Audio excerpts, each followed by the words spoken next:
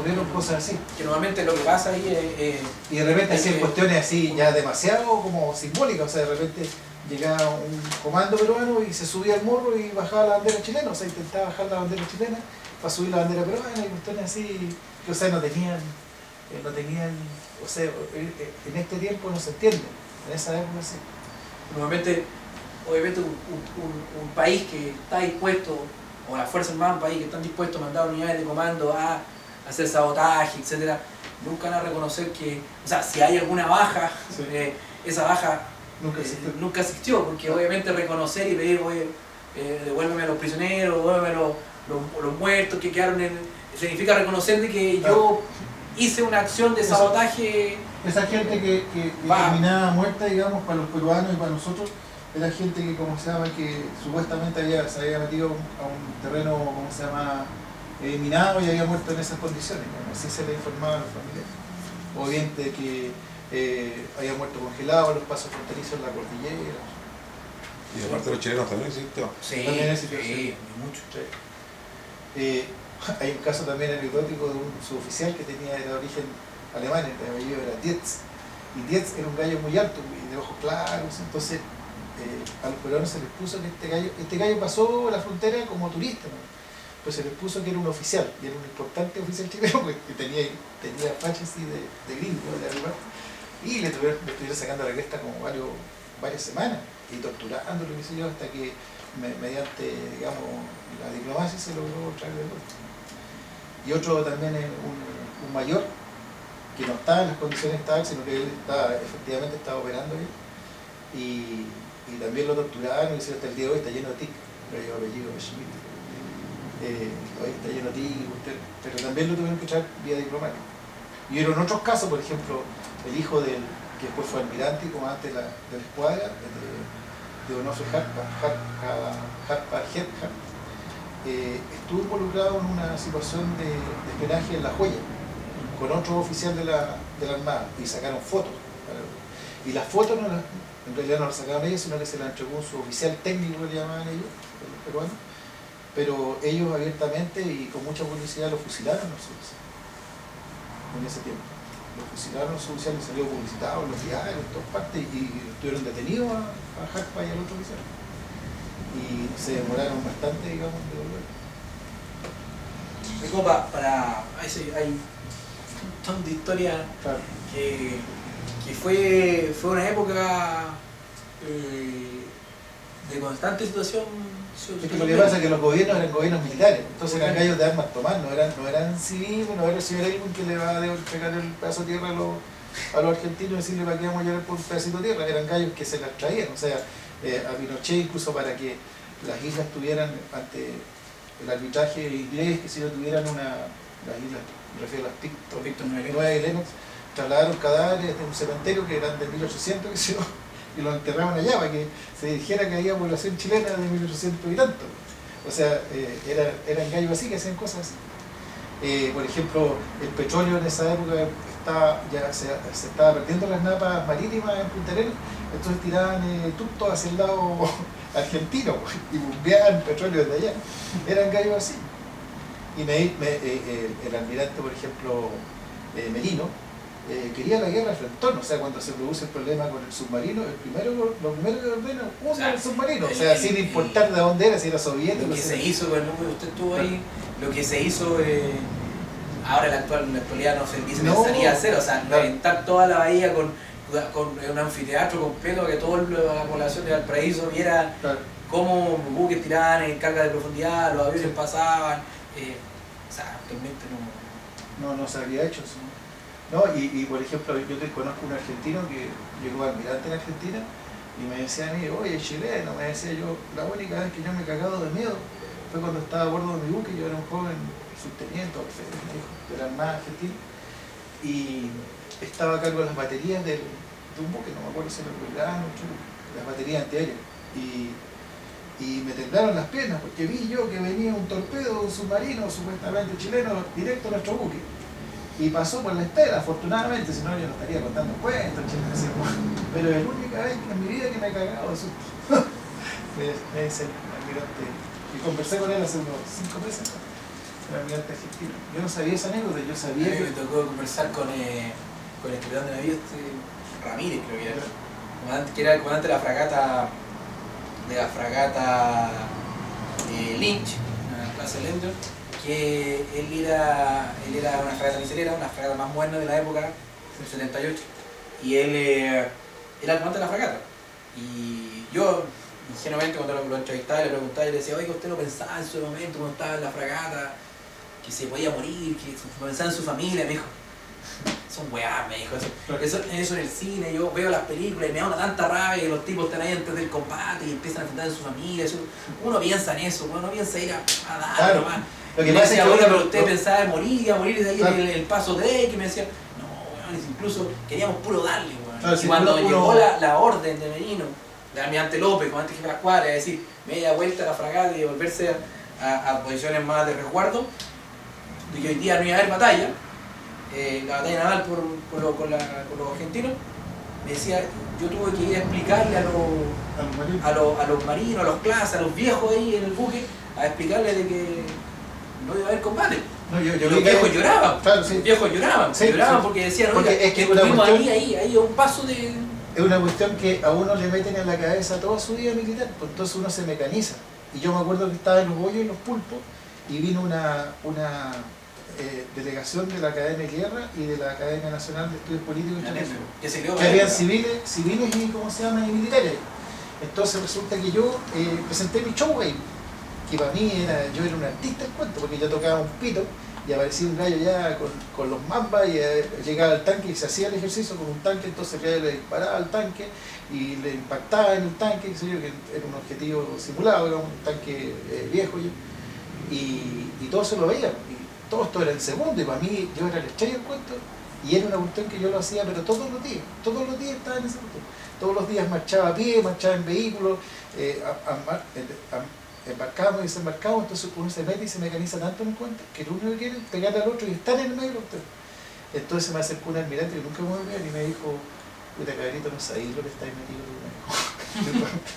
puta, y ahí como que me echó abajo. En dos oportunidades me pasó eso. La otra me pasó que estábamos en el conflicto del 78, estábamos aquí en la frontera con Argentina y la triste misión que tenía yo era volar el túnel del Cristo Libertador. Y también, pues, estábamos en una altura y vimos que empezaba a llegar el cajón de muertos. Entonces le pregunté al comandante Mateo, bueno, ¿por qué están llegando al fondo? Bueno, porque hay un porcentaje baja y bueno, lo más probable es que Tunidad y varios más ahí van a desaparecer. Bueno, y tenemos que tener la previsión de trasladar los muertos, porque si no empiezan a morir ustedes, bueno, el mal olor y las moscas. Y yo ahí también me di cuenta de en qué estaba metido. Y ahí me pasó también ahí en el año 78 que subí a una altura para mirar para el otro lado y en la altura también había un argentino.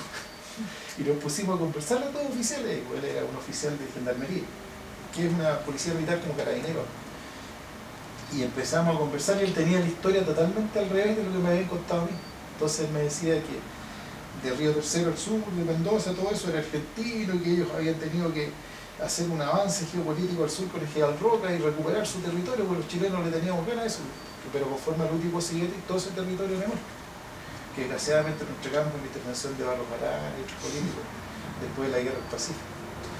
Pero eso le contaba yo, ¿no? Y me decía, pero ¿sabes qué? Me dijo, amigo, hermano, te voy a decir algo, me dijo.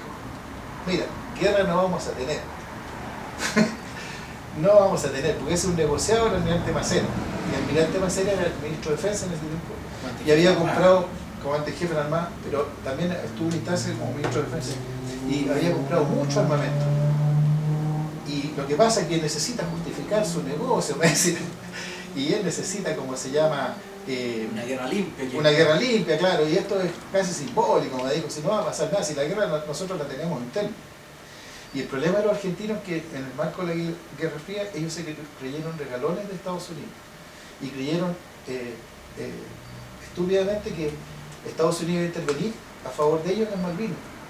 Y por eso hicieron esta cuestión casi simbólica de ocupación de las Malvinas, sin armamento adecuado, sin munición y con soldados que eran del norte, los llevaron para el sur. Nunca pensaron que Estados Unidos lo iba a dejar solo, porque ellos le habían hecho el trabajo sucio, que era eliminar la resistencia y Tupamaro y todo, borrarlos, pero de raíz. Al punto que mataron padres, hijos, familias completas y qué sé yo, hicieron desaparecer, fue mucho más fuerte que acá, mucho más grande. Y salieron con el tiro para atrás. Galtieri incluso fue a hablar allá con el presidente de Estados Unidos, con Río. Y le contó y volvió, pero feliz, entusiasmado, se mandó el discurso ahí en Campo de Mayo. Sí, el tema como para ir cerrando, sí. como en conclusiones importantes que se destacan de esta crisis, que se disuadió un potencial adversario. O sea, no es que el potencial adversario haya tenido voluntariamente haberse frenado. Acá hubo una acción disuasiva importante, o sea, y se le hizo ver y se le mostró a los peruanos de que se estaba haciendo una disuasión y que se estaba preparando todo para que, si lo querían hacer, le iba a costar caro. Todo ese trabajo de terreno, todos los movimientos de tropas, etcétera, que no estaban enfocados a que la población civil lo supiera, sino que querían que al otro lado de la frontera los militares peruanos supieran. Y eso logró el efecto de disuadir al adversario. Y la importancia del factor militar, o sea, no es menos importante a pesar de diferentes componentes de lo que es la defensa nacional, económico, diplomático, etc.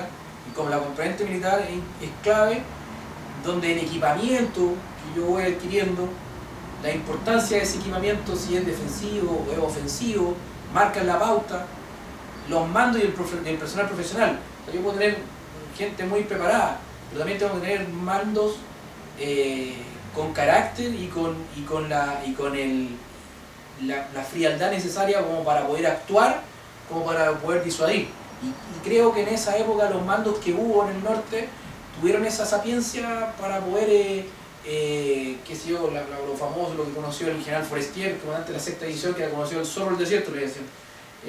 Incluso los peruanos pensaban que tenía un doble. No, sí, existía un porque doble. Iba a ejecutar... Era un civil que estaba contratado por la compañía de inteligencia. O sea, ejecutaba... Y él lo vestían de uniforme y lo ponían en la frontera con binoculares, arriba de un tanque. Entonces los peruanos empezaban a movilizarse, se volvían locos. Porque aparte, bueno, Forestier le decían el robo de espión. Claro. Y le decían, ¿cuál era su especialidad? No era tanquista, era cazatanque. Sí. Él le decía, yo no soy infante, yo soy cazatanque. Era un claro mensaje a... Sí, ¿no? Y una vez fue para allá, o sea, lo invitaron los peruanos para allá y estuvo en una gran comida que hicieron los peruanos, qué sé yo, y se mandó un discurso. Y al terminar el discurso dijo, bueno, me gustó mucho esta ciudad, qué sé yo, pero la próxima vez le advierto voy a volver en tanque. Y la esperaba que era así con un cogote. Porque era un gallo de armas tomar. Sí. Y Forestier después estuvo acá en Santiago, fue inspector general del ejército, y hizo una cuestión que no se había hecho nunca. Se lanzaron 10.000 paracaidistas o 20.000 paracaidistas, a tal punto que tiraban gallos desde los aviones que no habían saltado nunca. Eran reservistas que los tiraban así por primera vez del avión y después le entregaban la piocha después cuando llegaban al suelo. Porque no había esa cantidad de paracaidistas. Y había que mostrar. Claro, había que mostrar un potencial, digamos, a los peruanos. Por ejemplo, en la época, ya pasando un poco del ejército... Perdón, tampoco había aviones, entonces había unos aviones de transporte que tenía la tercera, que eran unos aviones Fokker, que más o menos se prestaban para la ocasión. Entonces también tiraron paracaidistas de estos aviones Fokker. Pero gran cantidad de paracaidistas. Dentro de la importancia del factor militar, por ejemplo, en la parada, en el homenaje a los héroes de Iquique en la Plaza Sotomayor, el 21 de mayo del 75, pasó, como nunca había pasó la infantería marina equipada completa, con todo su material, desfiló. Sí. Eso también, o sea, las paradas militares también son un aspecto donde se muestra no solamente el material, sino que y es lo que ha hecho en este último momento en la Armada, al mostrar a la infantería marina chilena equipada full, pasando por la parada militar acá en Parque O'Higgins. Bueno, la primera vez que pasaba la infantería marina full equipada en el homenaje a los héroes de Iquique, el 21 de mayo, en la Plaza Sotomayor de Valparaíso, fue el 75. Y era como un claro gesto porque iba a tener un rol muy importante la infantería marina. O sea, que teníamos que desembarcar en el sector costero de Tacna, y la importancia de tener la unidad de aerotransportada, la importancia de tener no solamente la infantería defendiendo de infantería defendiendo Arica, que va a ser descarnado, pero también la misión de golpear la retaguardia. La importancia del personal profesional, la importancia de los mandos y el contacto militar fluido entre ejércitos, que es una constante que mucha gente no... Que uno que cree que la guerra, que los militares de acá odian a los militares de allá, pero no, hay que saber quiénes son los mandos, hay que saber que el general, que la familia, cuál es su familia, cuáles son sus gustos, ir y muchas veces el general, el Artega García estaba comiendo en el Rancagua de Arica, y a veces también estaba allá, etc. Ese contacto fluido y constante disuade las cabezas calientes. Porque por lo visto de que sonaba el tema de que los militares saben lo que es la guerra, saben lo que es hacer explotar una bomba, saben lo que es... Y por eso y saben la destrucción que genera. Se preocupó tanto, digamos, de evitar los conflictos. O sea, siendo militar podría haber buscó la mediación papal y toda la cuestión. Después dice, la importancia de la política en el conflicto. La guerra es un medio para obtener fines políticos. Ahí lo que dice Casanova de que el tema de la política la guerra la hacen los políticos. Pero sí es parte para la solución de los conflictos o la disolución del potencial de conflicto de la política. En ese aspecto la guerra es un medio y la componente militar es un medio para definir, para obtener objetivos estratégicos. Y el objetivo estratégico lo define normalmente, o político estratégico normalmente, lo define el campo político, que define hasta dónde llegamos. Y la componente militar es un medio por el cual se va a cumplir ese objetivo político estratégico.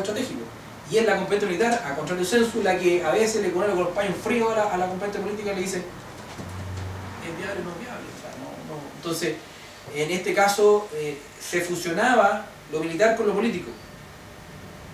Y por eso se hizo todo un trabajo político de disuadir a Bolivia, del abrazo de Charaña, qué sé yo, de ir a una franja de territorio. Exactamente, la ida, por ejemplo, del viaje de la gira que hubo, la primera gira que tuvo Pinochet, quizás el primer y último, que fue a Brasil, fue a Uruguay, estuvo en Estados Unidos, pero eso fue más adelante, pero el 73, 74, 75 en realidad, fue a Brasil, allá se juntó allá gracias al gobernante brasileño y uruguayo, se logró juntar a Hugo Banzer con Pinochet para que hicieran el abrazo de Charaña en el 74. Y eran todos militares. Entonces, todo eso era política pura, negociación política. Pero paralelamente el mundo militar se estaba preparando y estaba negociando y había cooperación entre coroneles y entre comandantes y entre mayores ahí para poder mantener esta cuestión lo más contenida posible. Y aquí lo que también la importancia de la estrategia y su estudio, que está muy a capa caída, en la cual reconocer y valorar la importancia de los estudios del conflicto y de la guerra por parte de los civiles desde una óptica tanto civil como militar, que normalmente uno estudia estas crisis desde un punto de vista civil y no vislumbra que hay otras variables en el manejo de crisis que son por ejemplo, la variable militar, que es tan clave, y se separan los ámbitos. O sea, no, nosotros, yo lo veo desde el punto de vista civil, mira, sabe que mueve el eje diplomático, qué sé yo, estrechemos relaciones comerciales, que son nuevamente actualmente la panacea para la disolución de conflictos, qué sé yo, mantener el mayor contacto comercial posible, etc. Pero aquí hubo un ejemplo claro de una crisis que se contuvo netamente, no puedo decir un 100%, pero un 80% por la componente militar. Y la componente militar fue la que le mostró los dientes, podría decirse,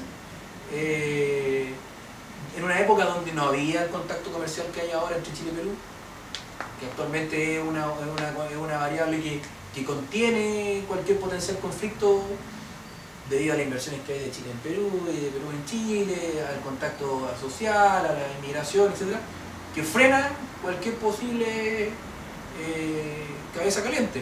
En ese tiempo no había. Y sí, el mundo militar mostró seriedad y profesionalismo para decir se puede contener una guerra por parte de un militar. Los militares podemos parar la guerra. Los militares podemos disuadir a los adversarios. Y no necesariamente quizá comprando grandes cantidades de equipamiento militar que no se podía comprar, o que era demasiado caro triangular, sino que mediante el ingenio, traslado de tropas, que los dobles, que hacer tanques falsos para que los otros creyeran y en la noche moverlo para que hoy tenemos más tanques, hacer paradas militares bien apoteósicas para mostrar que los batallones pasaban 2 o 3 veces. pasaban. Claro, para que éramos hartos. O sea, las posibilidades de comprar el equipamiento militar. Pero eso no es nuestro, eso lo hizo Robert cuando llegó a Abisinia, lo hizo eso. Pero de eso... pasar varias veces los mismos tanques, con otros números y los batallones pero eso, del África. En lo que es Chile es un elemento que se desconoce, no sé si de manera casi, ¿cómo se llama? Alevosa, donde se busca no conocer, se busca desconocer la función del ámbito militar, de la área militar, que no solamente ir y pelear la guerra, sino que es preverla.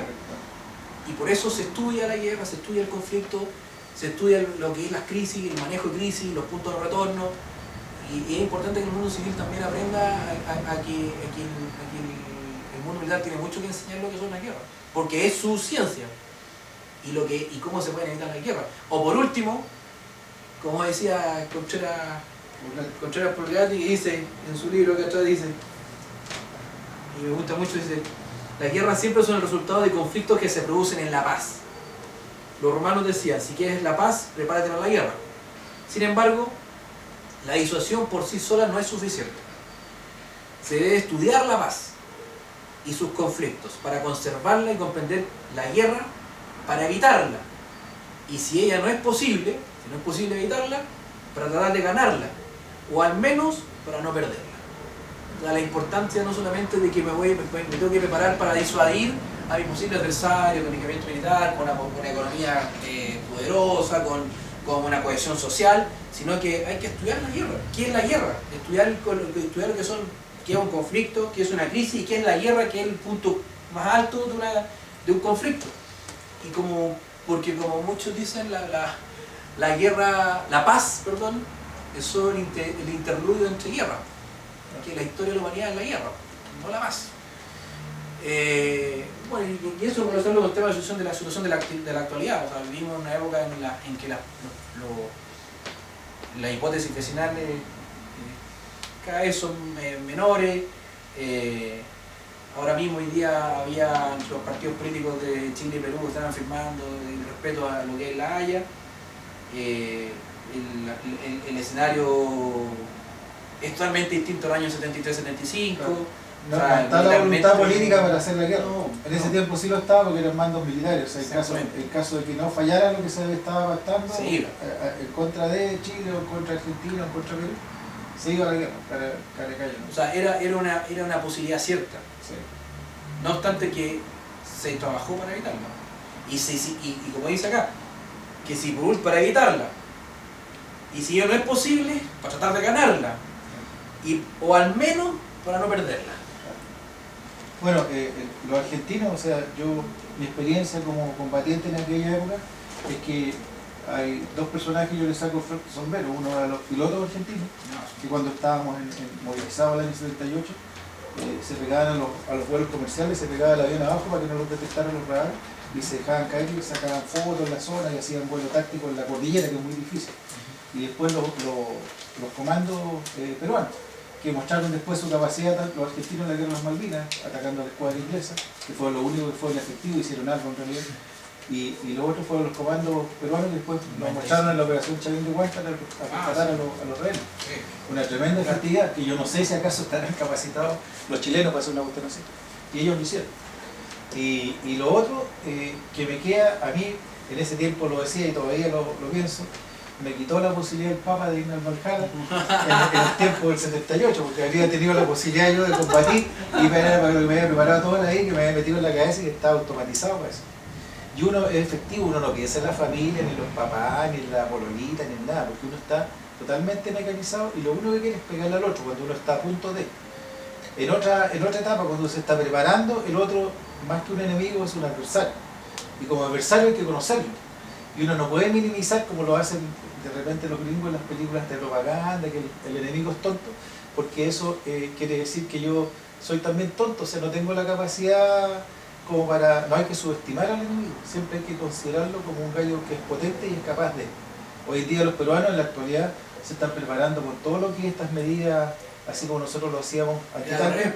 Ahora ellos son los que se están metiendo en hoyo por los Leopard y por nuestros F-16 qué sé yo, y son ellos los que están en la condición que estaba yo. Una guerra.